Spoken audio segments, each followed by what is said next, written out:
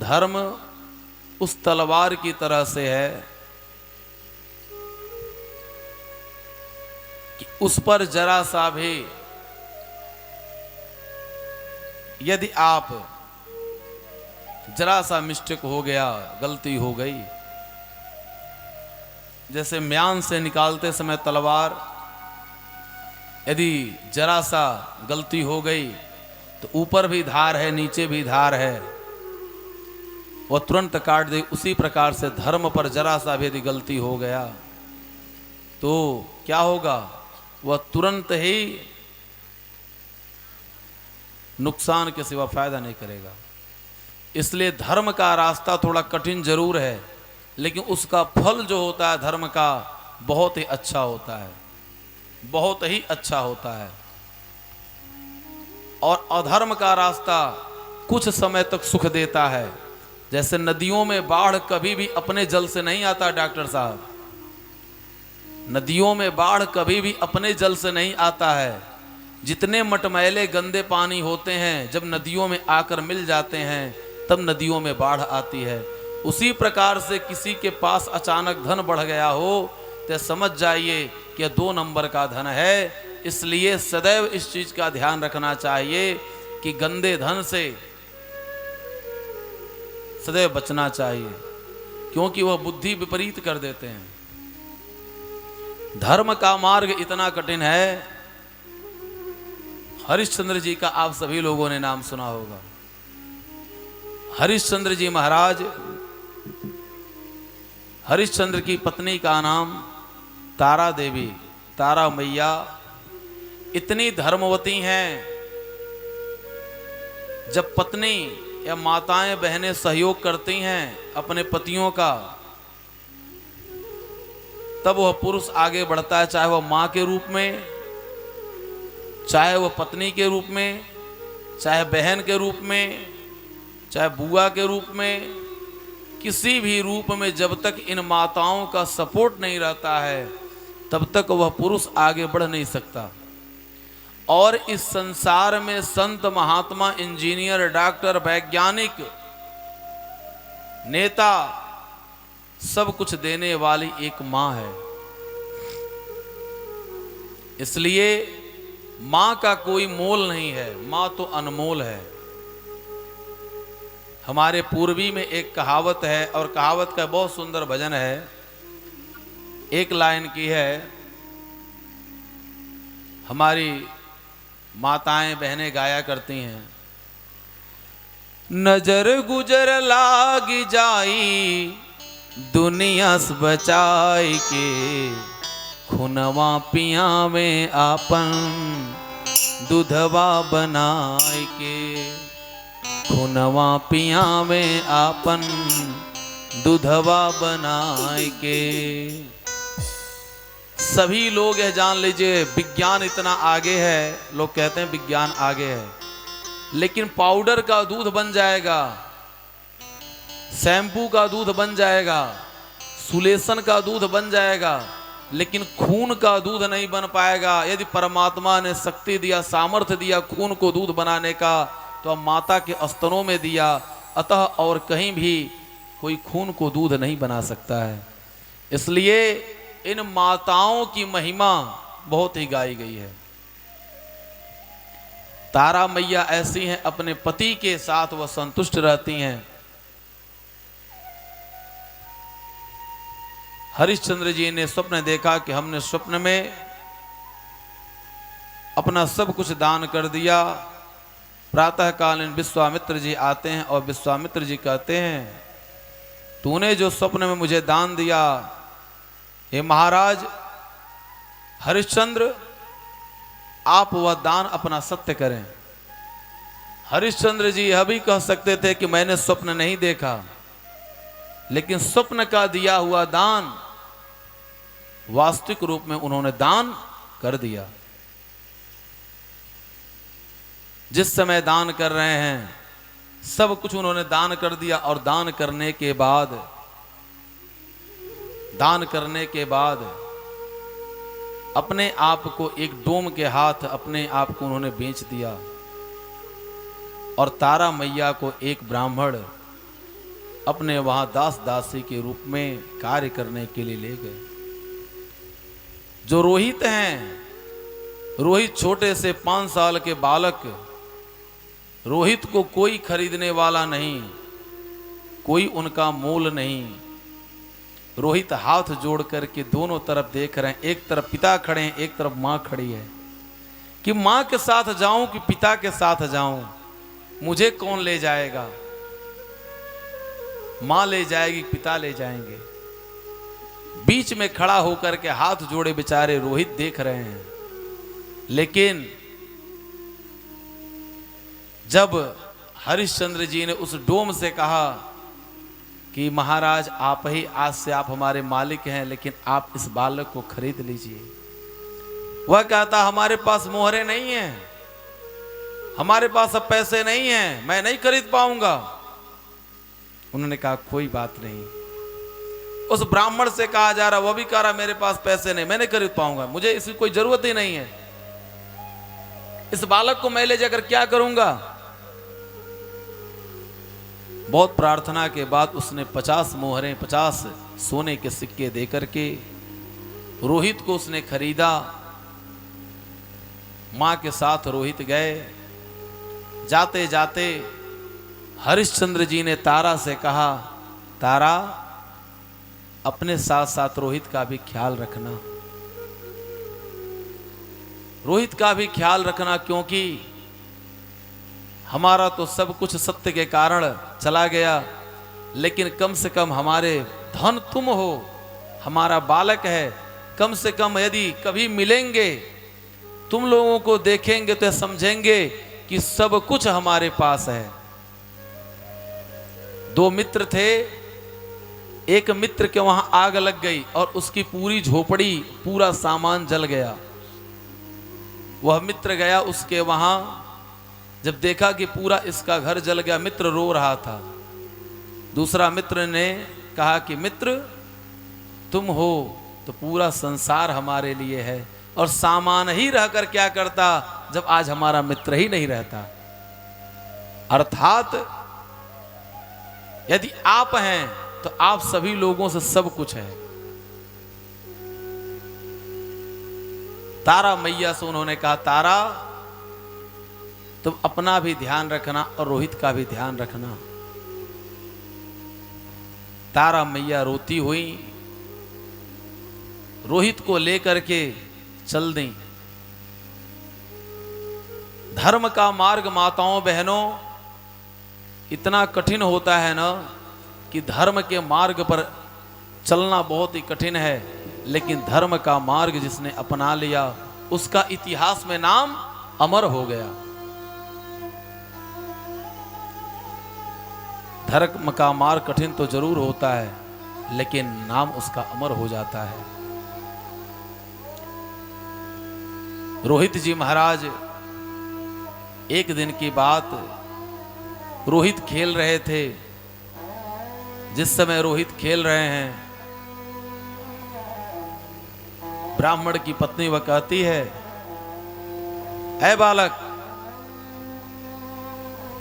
केवल खाता है, घूमता, कुछ काम नहीं करता है, बताओ मैया मेरे लायक क्या कार्य है, आप बताओ ना, जो आप कहो मैं वह करने के लिए तैयार हूं। मेरे पिताजी का आदेश है कि बेटा तुम जिसके वहां जा रहे हो वह तुम्हें रोटी देंगे, और जो रोटी देता वह भगवान के समान होता है, वह जो भी कहें उस कार्य को तुम करना बेटा, मेरे पिताजी ने यह बात कहा है, करोगे ना?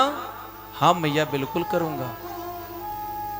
जो रोहित लाखों नौकर चाकर, जिसके दास दासियां, जो सोने की थाली में जो खाने वाला है, चांदी की कटोरी में दाल पीने वाला है, सोने की गिलास में जल पीने वाला, आज वो पत्तल में खा रहा है।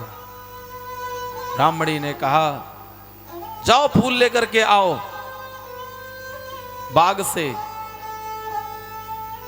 रोहित जाते हैं फूल लेने के लिए। जिस समय फूल लेने के लिए जाते हैं, उसी समय एक काला नाग वहां पर रोहित को काट लेता है। रोहित चीखते हैं, चिल्लाते हैं, मां मेरी रक्षा करो, मां मेरी रक्षा करो। अरे कोई तो जाकर के मेरी मां से कहे, आज उसके रोहित को काला नाग काट लिया है, अब उसके जीवन की अंतिम घड़ी चल रही है। तारा मैया सुनती हैं, तारा मैया सुनती है, अरे ये तो रोहित की आवाज है, ये तो रोहित की आवाज है। तारा मैया बर्तन धुल रही थीं, जैसे ही उठती हैं, जैसे उठती हैं कि देखें हमारा लाला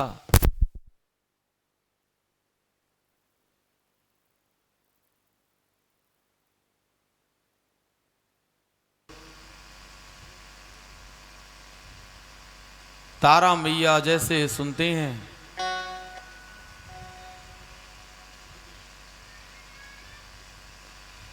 तारा मैया जैसे सुनती हैं कि हमारे बालक को सांप काट लिया है, जैसे उठती हैं वह जाने के लिए, और ब्राह्मणी कहती है, अरे कामचोट्टी कहां जा रही है?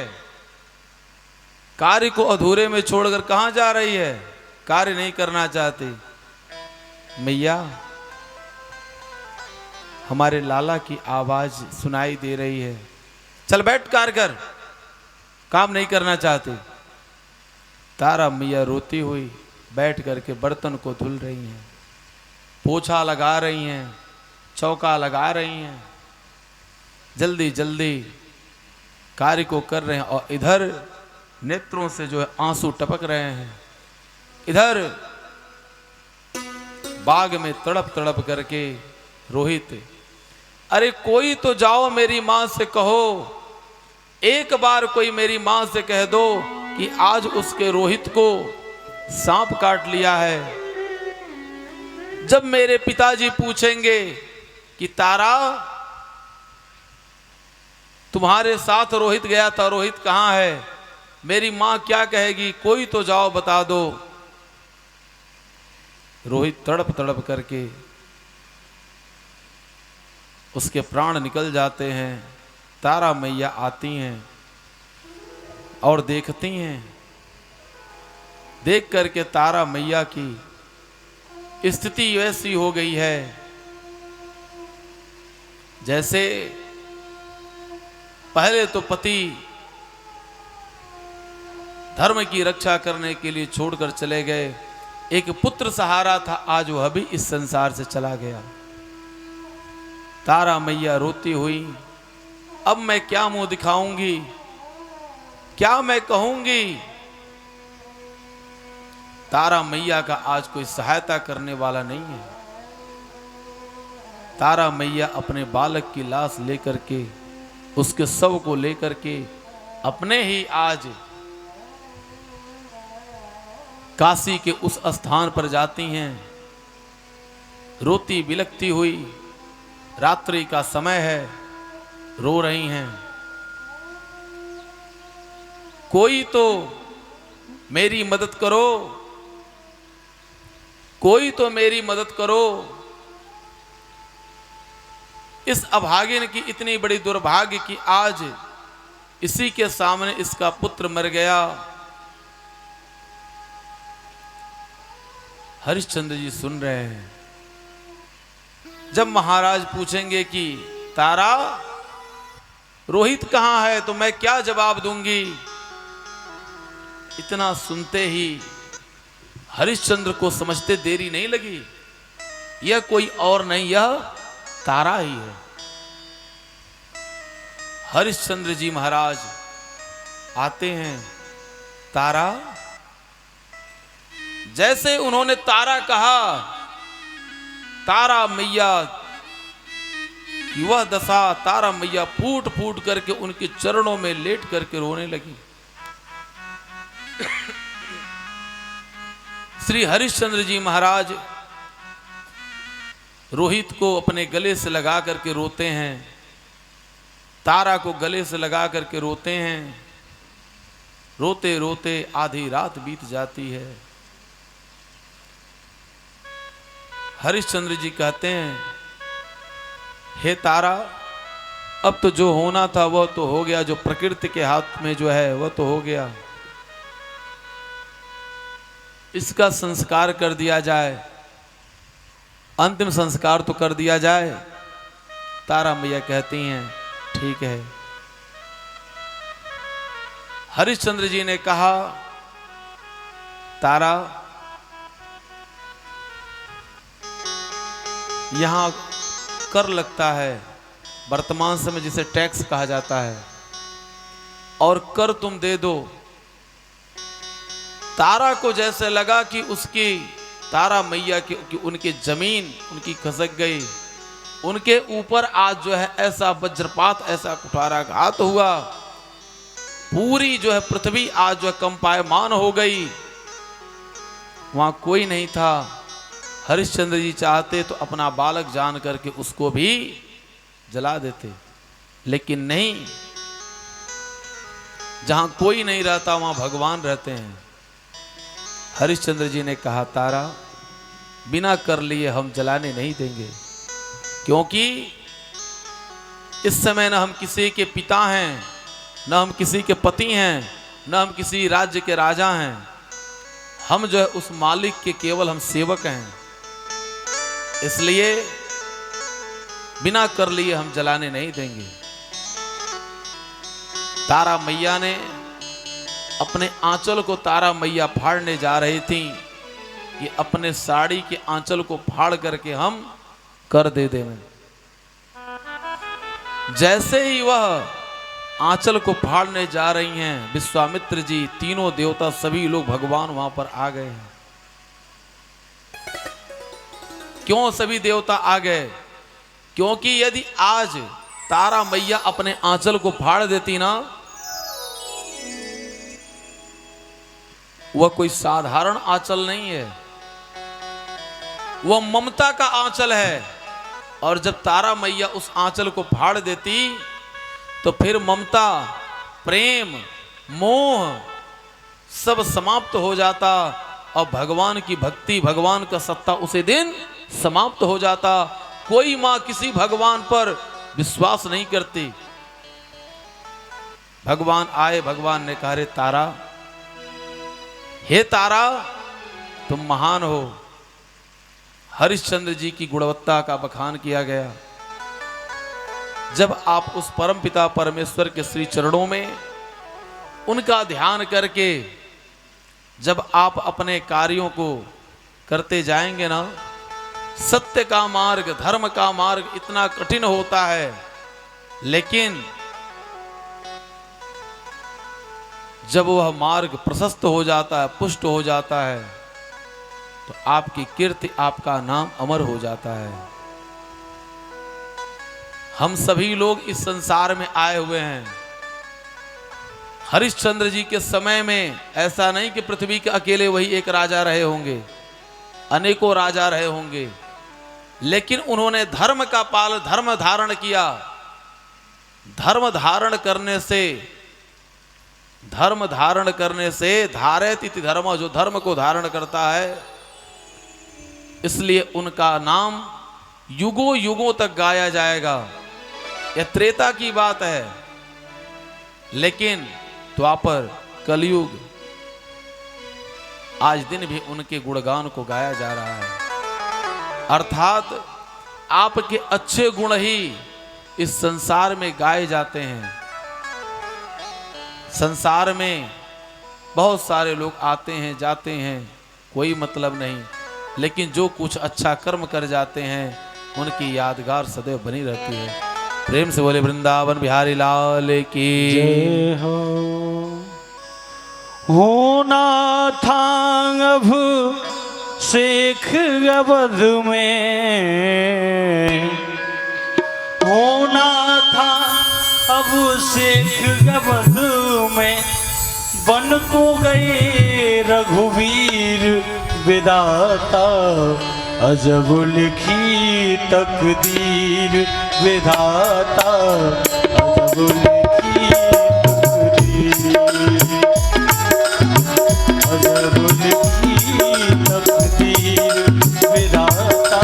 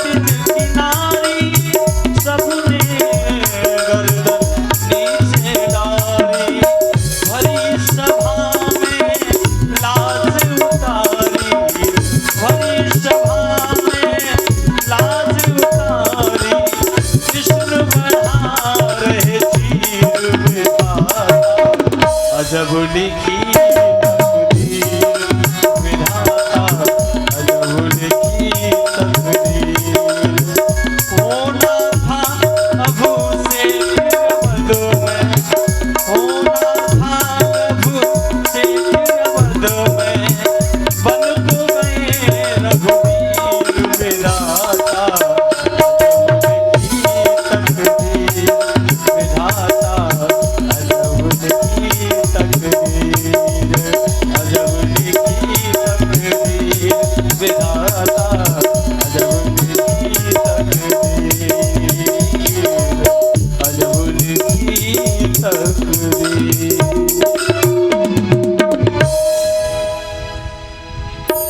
बोली भक्त वत्सल भगवान की, बोली मायाधारी भगवान के। जय श्री राधे, जय श्री श्याम। वर्णयामि महापुण्यं सर्व पाप हरम नृणाम यदोर्वंशा नर श्रुत्वा सर्व पापये प्रमोच्यते। एक धर्म के रूप में हमने बतलाया कि धर्म के मार्ग पर चलना थोड़ा सा कठिनाई जरूर होती है, लेकिन उसका परिणाम बहुत अच्छा होता है। इसलिए उदाहरण के रूप में आप सभी लोगों को श्री हरिश्चंद्र जी महाराज की कथा हमने आप लोगों से बताई। कल आप सभी लोगों ने सूर्यवंश का वर्णन श्रवण किया। इसके बाद आप सभी लोग चंद्रवंश का वर्णन श्रवण करेंगे, जिसमें हमारे भगवान श्री कृष्णचंद्र जी आए हुए थे।